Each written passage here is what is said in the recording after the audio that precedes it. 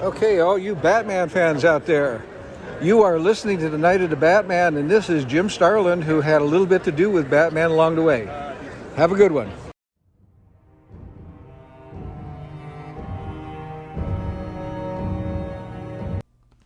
Hey guys, I'm Alex. This is Night of the Batman, and this is going to be kind of an off the cuff review of Joker Folie Deux. Joker 2. Anyway, I'm just going to call it Joker 2. It's going to make it easier for me to progress through this. I actually had to look up how to pronounce that properly. But anyway, I know I reviewed the first one back in the day, and I think I was a little bit more favorable to it. But like over the years, I feel like my the vibe, how I feel about it, has changed. I've definitely soured on the first one. It's not one I necessarily enjoy. It's a very miserable movie. It's got some good shots, but that's about it. And I think that it's ultimately part of a problem that I'm definitely going to get into when I get into this actual review about like movies like this of this kind of caliber. So anyway, Joker 2, like brief synopsis. I actually pulled this Joker 2. I pulled a synopsis from a Google search. It doesn't say who, but so, coming from Google, struggling with his dual identity, failed comedian Arthur Fleck meets the love of his life, Harley Quinn, while incarcerated at Arkham State Hospital. That about sums it up. This is also going to be like a spoiler filled review, or as much as it can be. So if you haven't watched it yet, I would advise you do before listening to the rest of this podcast. So without further ado, without like, I've built this up enough, let me just go ahead and get into it. So I didn't, obviously I stated up front, I did not like the first one. Let me just say that that first one, it was a miserable movie. It was one of those movies that, like, I feel like the same thing with this one is that, like, if you didn't have that brand name recognition, it might still be a movie that people see, but it wouldn't be as nearly successful. I feel like one of the only reasons people saw that first one was probably out of a sense of curiosity. And the first one at least had a message. It wasn't one I necessarily agreed with or liked, but at least it had a message. This one does not. This one is very much just like because like the whole thing about the first movie was it was supposed to be a one-off, and then they made $1 billion, and here we are. So I was interested to see this. Like, this one is very much like, it doesn't really have much of a message. It's just kind of a, I know it's described as a musical. I don't think I would necessarily, like, there is musical elements to it, and there's like musical numbers, but like, I don't know, like, it's, yes, it is a musical, but it's not a musical like the kind I like, and I'm not really a huge musical guy, so like, this already had an uphill battle for me anyway. But and also not really liking the first one, but so this one does have musical elements to it. There's some musical moments. I'm not trying to be mean, man, but Joaquin Phoenix, like, there were parts where he had a decent voice, but for the most part, they should have just had someone dub over his stuff if they were gonna have like singing portions of it. The guy, it just wasn't good, and I don't know if that was supposed to be intentional or not. But I will say one positive I did have. The movie opens up on kind of like a Warner Brothers kind of cartoon kind of version of events with like Joker and his like shadow, which is I guess it's kind of foreshadowing because the shadow like follows him around, kind of gets him in trouble a bit, and then also lets him get beat up by these police officers in it. The Arthur is just as pathetic as he was before, but it's more on display here. with the last one, I feel like they didn't fully lean into the fact that you should not like this person.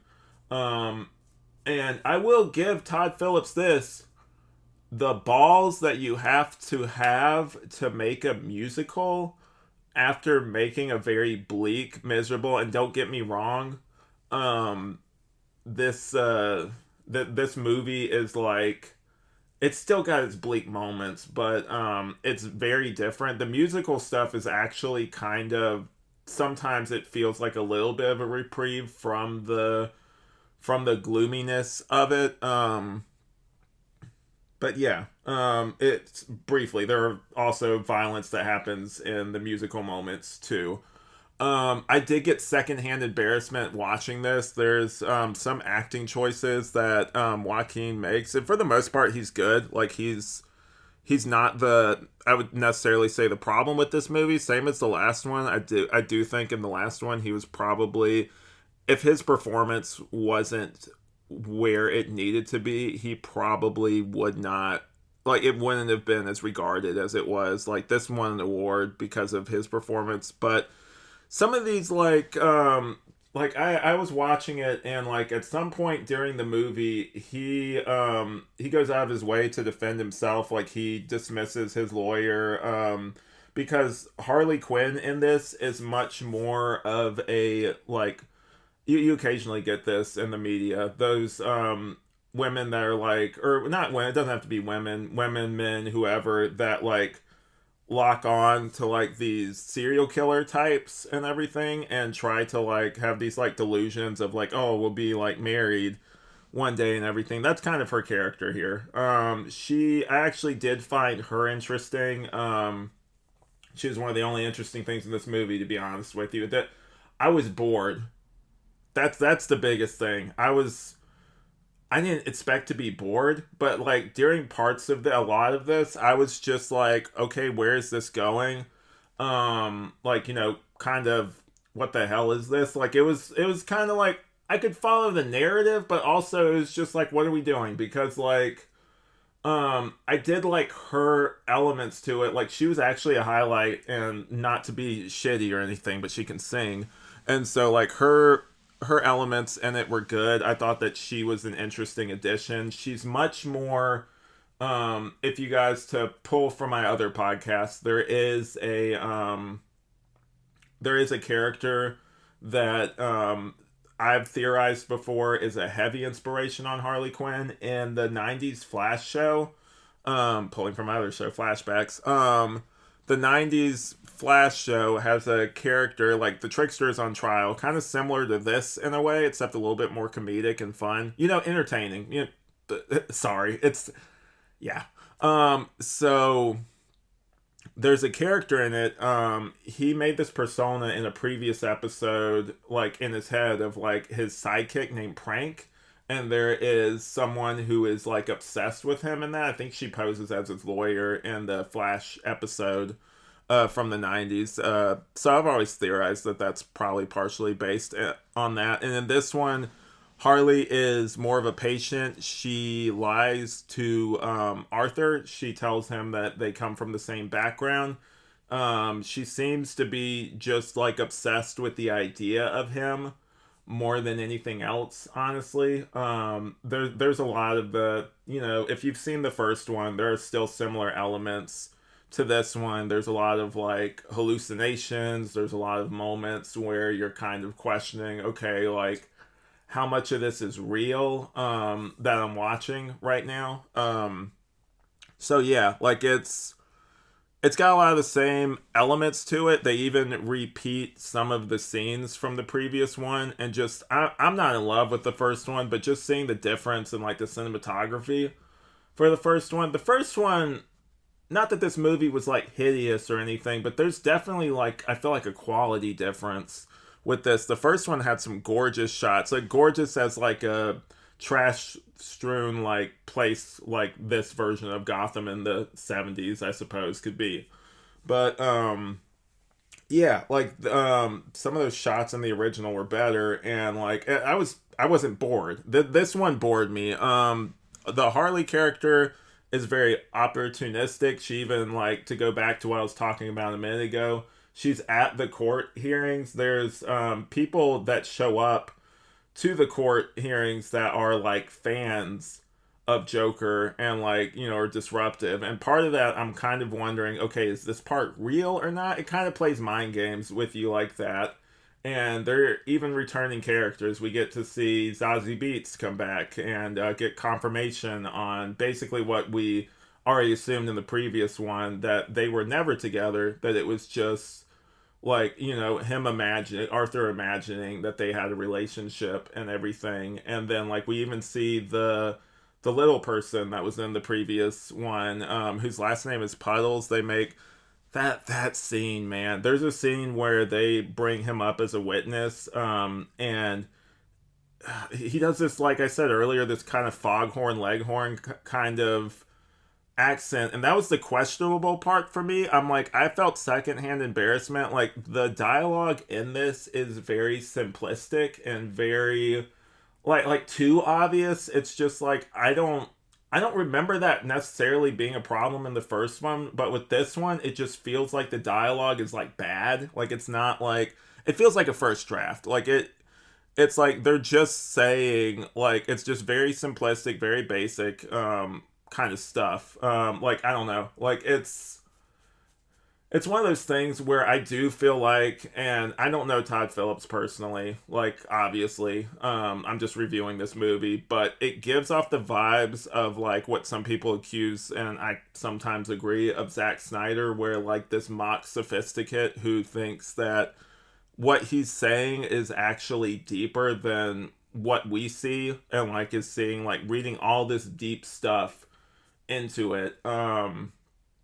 Yeah, it's just one of those things where it feels like a short film, or like an idea made by like a high schooler. Be like, oh, wouldn't it be cool if like especially with the first one, if like Joker, it wasn't like Joker, it was just some guy who was mad at the world like me because I'm a disaffected teenager. But like, I don't know, man. It's just like I'm kind of tired of the trope of like, and this one kind of curves away from it, which I do appreciate, of like the woe is me white man who feels like he's beaten down by society and lashes out. Like I'm kind of sick of that narrative. I feel like it's kind of outdated. And yeah, it's, I do think that like there are elements to Batman's world, but even then, the director did say, he's like, well, it's kind of, that's not Joker. And I'm like, if you're gonna write something that's like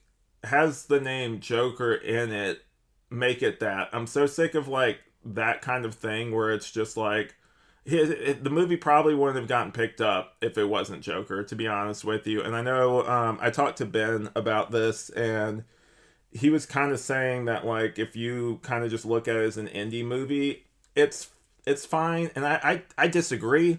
I've seen some indie movies that are pretty good, and this one sucked. Like it was, I don't know, man. It was like the musical numbers aren't integrated like organically. Like it'll just cut to black like we're watching a TV movie or something like that, and then it will cut to like a musical number. And like I don't know, like it was one of those things where I think that sometimes you see this where I think like this writer or the director was making this just to see if he could, like, because I know like a lot of people are accusing him of turning on his fans, and I don't really think it's that. I think that I would kind of compare it to like Christopher Nolan, where for different reasons I think, but like Dark Knight Rises has been said to be one of those movies, and I've kind of seen it like this, where like he's kind of like Christopher Nolan was checked out and he kind of just wanted to end it just so it was done and no one else could touch it. And that's why like in that movie there's a lot of like weird, like kind of just like head scratching moments. And in this one too, it's like not necessarily that way, but it's more like he's gonna do something so out of left field that no one's gonna ask him to make another one. I was trying to go in not hating on this movie. I think that Lady Gaga's role was probably the best out of this. She was the most interesting to me. Her character was good, her acting was good. The the ending, I guess I can go ahead and get into that. The ending, it ends with Arthur Fleck dying, and it cuts back. Like it's killed by somebody who keeps laughing, and some people had theorized, or I could see some people theorizing that that's like Joker, because it's kind of a similar situation to the Gotham show where, like with Jerome, where Jerome's not necessarily Joker, but he inspires who becomes Joker, except in that one it's a twin. I'm talking about the original idea for Gotham anyway. It just seems to kind of be like that. We do have some character crossover in this. Like there's at the very end he gets broken out of the court, as he's like Arthur does. There's a car bomb that blows up, and like some Joker supporters get him out, and we see Harvey Dent is the guy who's been prosecuting him. They want the death penalty. And so like the explosion, obviously, and Harvey Dent's also an asshole in this, but the explosion also kind of blows up half of his face, which they can't. It's like with the Bruce Wayne thing in the first one. It's like they want to have their cake and eat it too. It's like they want to say that this is kind of its own thing, but also they'll have like random tie-ins to that. Like they don't go all the way with stuff. Like they'll just have like little nods here and there to that. And I'm gonna say this. I just want to see Batman in this. Like I feel like it would have gone down a little better if there was Batman or some sort of person like that in this. I really do think that like with his absence, kind of like in the Venom movies, even though I do like those, that might be a bad example, but in the Venom movies, they at least have fun with the premise. Like there's something to it. This movie was pretty bleak. Like he gets beat on a bunch, Arthur does, and like for the most part it's just kind of a miserable movie, which I expected. I remembered how the last one was. And yeah, I guess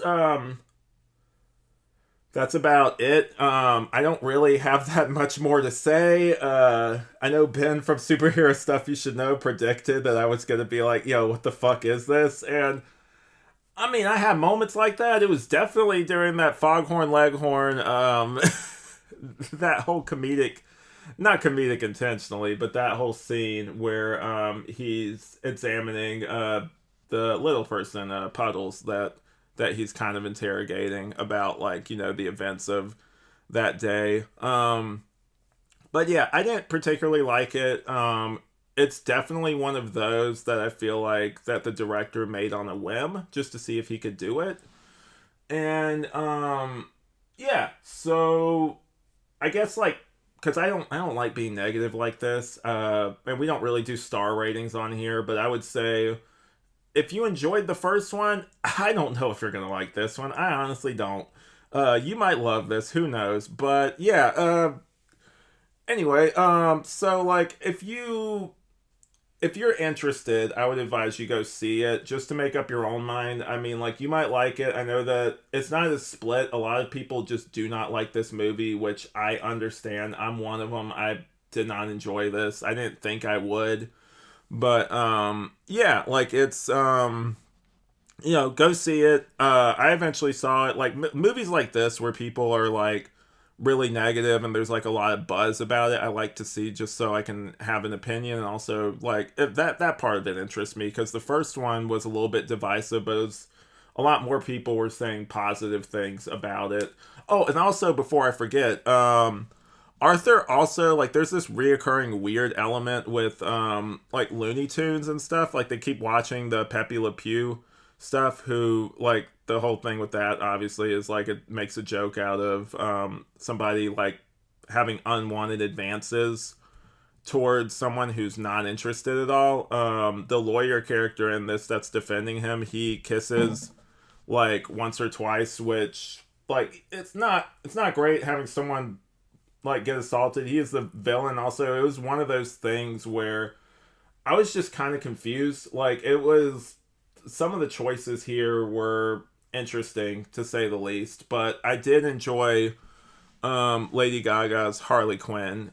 She was interesting. She kind of just used at the end of the day, and the whole ending scene with him getting killed, I guess it's shocking, but like I don't know, guys. Like I'm just like I think they did that just so Todd Phillips wasn't tempted to make another one. But yeah, definitely go see it for yourself. I guess, like I said earlier, I don't like to be too negative. So I am gonna say that we might end up. We're probably gonna do either a few episodes review of the Penguin series, which is really good, or we might do something like, or maybe just a series review, but that's actually really good. So like, you can do gritty stuff well. You just have to have good writing and like a solid direction. This movie didn't have either one of those things. It was one of those, like, the whole time. Usually with stuff like this, you'll have like the audience I saw it with, if you can call it that, was only like a few people. And so like there was maybe me and like a few other people in there. And so like it was just quiet the whole time. I don't think that like a lot of people knew what to make of this movie, to be honest with you. I knew what to make of it. I just didn't like it. I didn't like some of the choices he made. Some of the dialogue was really overly simplistic, and I think that maybe with a better script and some actual original musical numbers, you had Lady Gaga in there. You couldn't have made like your own original music. I mean, come on. But yeah. Anyway, so I didn't like it. Hate it is a strong word, but I'm definitely never going to see this again. I disliked it, but I don't think I disliked it as much as I did the first Joker movie. So, go see it if you want. It's definitely not for everyone. I know a bunch of people have walked out of this, but you might have a different opinion. So I always encourage people to go check out the movies. But anyway, I didn't like it at all. Except for maybe that cartoon opening was interesting, and there were some shots here and there that I liked, but other than that, it was mostly just like a disappointment, which, I didn't expect much after the kind of reviews that have been coming in. But yeah, what did you guys think? Let me know, and thanks for watching. We will come up with an outro eventually.